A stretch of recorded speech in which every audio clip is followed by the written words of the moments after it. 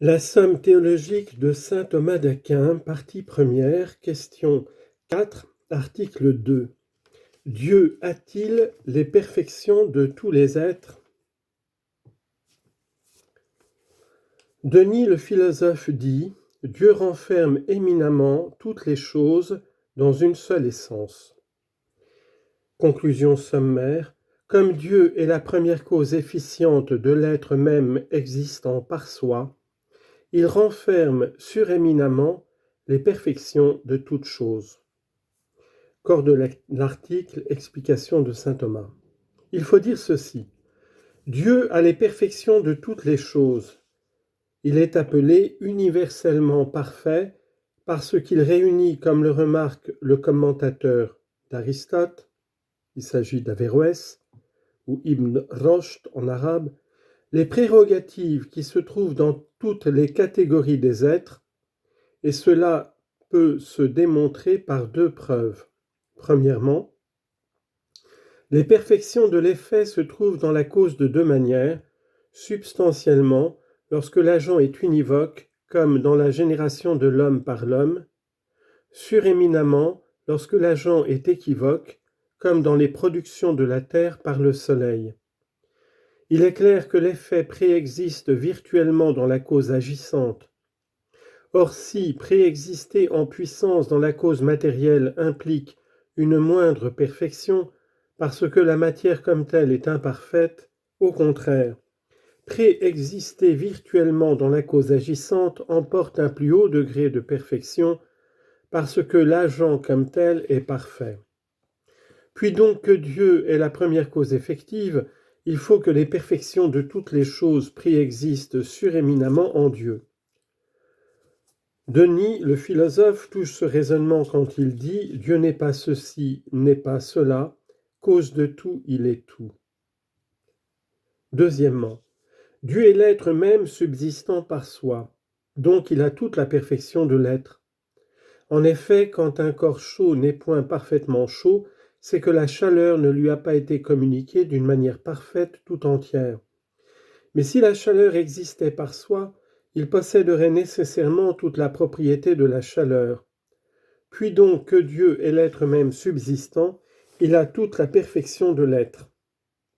Or, la perfection de l'être réunit les perfections de toutes les choses, car elles sont parfaites à proportion de l'être qu'elles possèdent. Donc Dieu renferme les perfections de toutes choses.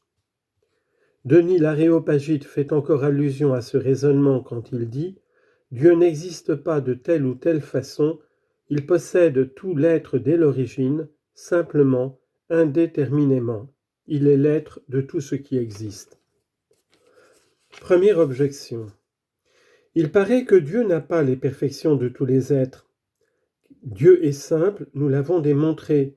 Or les perfections des êtres sont diverses et multiples, donc Dieu n'a pas les perfections de tous les êtres. Réponse.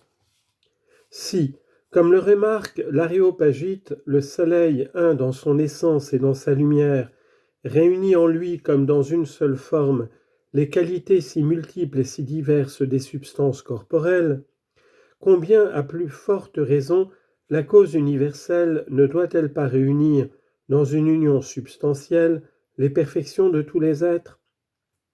Ainsi les choses les plus différentes et les plus contraires en elles-mêmes peuvent exister réunies en Dieu sans nuire à sa simplicité. Deuxième objection. Des attributs opposés ne peuvent être dans le même sujet. Or, les perfections des êtres sont opposées, car chaque chose reçoit sa perfection de la différence spécifique.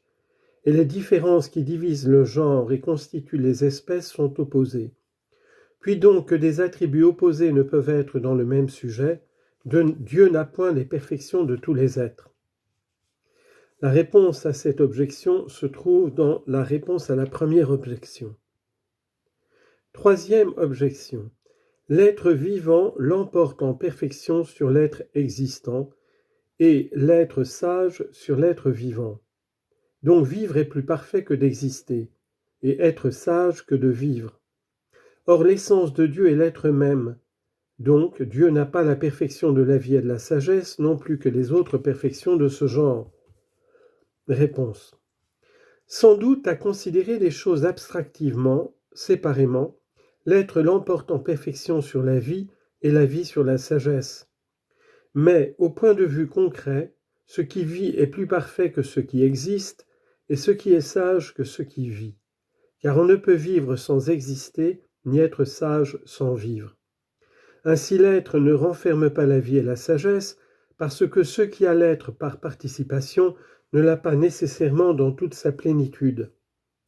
Mais l'être nécessaire de Dieu renferme la vie et la sagesse, parce qu'aucune des perfections de l'être ne peut manquer à ce qui est l'être même subsistant. Article 3e. Les créatures peuvent-elles être semblables à Dieu ? Réponse, argument d'autorité. Genèse, chapitre 1, verset 26. Faisons l'homme à notre image et à notre ressemblance. Et Jean, chapitre 3, verset 2. Quand il apparaîtra, nous serons semblables à lui. Sommaire de l'explication.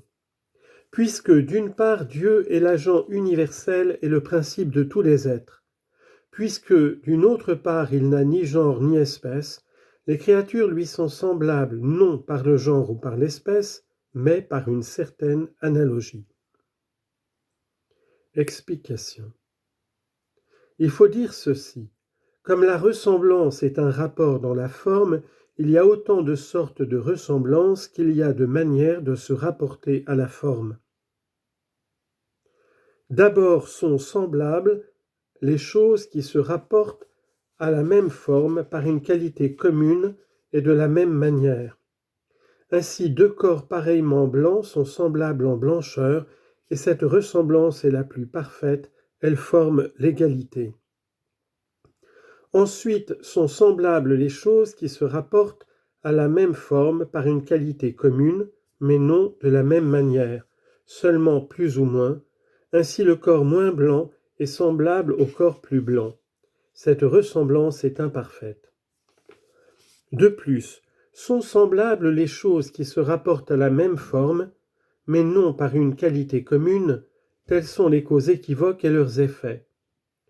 Comme la cause agit selon la forme et produit un effet semblable à elle, l'effet ressemble nécessairement à la forme de la cause. Si donc la cause est renfermée dans la même espèce que son effet, il y aura ressemblance formelle entre la cause et l'effet quant à l'espèce, comme l'homme engendre l'homme. Si au contraire la cause n'est pas contenue dans la même espèce, il y aura encore ressemblance, mais non selon l'espèce. Ainsi les choses produites par l'action du soleil ne ressemblent pas à cet astre dans l'espèce, mais dans le genre seulement. Supposez donc que la cause n'est renfermée dans aucun genre ni dans aucune espèce, ses effets auront avec elle des rapports encore plus éloignés. Ils ne lui ressembleront ni dans l'espèce ni dans le genre, mais seulement par une certaine analogie, en tant que tous les êtres participent à l'être même. Voilà les rapports que les créatures ont avec Dieu. Elles lui ressemblent parce qu'elles sont des êtres et qu'il est le principe universel et le premier de tout être. Première objection.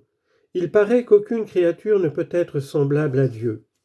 On lit dans le psaume 85, verset 7, « Nul n'est semblable à vous, Seigneur, parmi les dieux. » Or, les créatures que la Bible appelle Dieu sont les plus excellentes de toutes, donc aucune créature ne peut être semblable à Dieu. Réponse à cette objection. Quand l'Écriture dit que rien n'est semblable à Dieu, cela ne veut pas dire, comme le remarque l'Aréopagite, que les créatures n'ont aucune ressemblance avec leur Créateur. Car les mêmes choses ressemblent et tout à la fois ne ressemblent pas à Dieu. Elles lui ressemblent en ce qu'elles sont son image, autant qu'une copie peut représenter un original qu'il n'est pas possible d'imiter parfaitement. Elles ne lui ressemblent pas en ce qu'elles s'éloignent de leur cause, non seulement par un moindre degré d'être et de perfection, mais parce qu'elles n'appartiennent ni à la même espèce ni au même genre. Deuxième objection. La ressemblance est une certaine comparaison. Or, il n'y a pas de comparaison entre les choses qui sont de différents genres. Donc, il n'y a pas non plus de ressemblance, car nous ne disons pas la douceur, par exemple, semblable à la blancheur. Mais aucune créature n'est du même genre que Dieu, puisque Dieu n'est d'aucun genre, comme nous l'avons prouvé, donc aucune créature n'est semblable à Dieu. Réponse. Dieu est à l'égard des créatures non pas un être de genre différent, mais un être qui est hors de tous les genres et le principe de chacun d'eux. Troisième objection.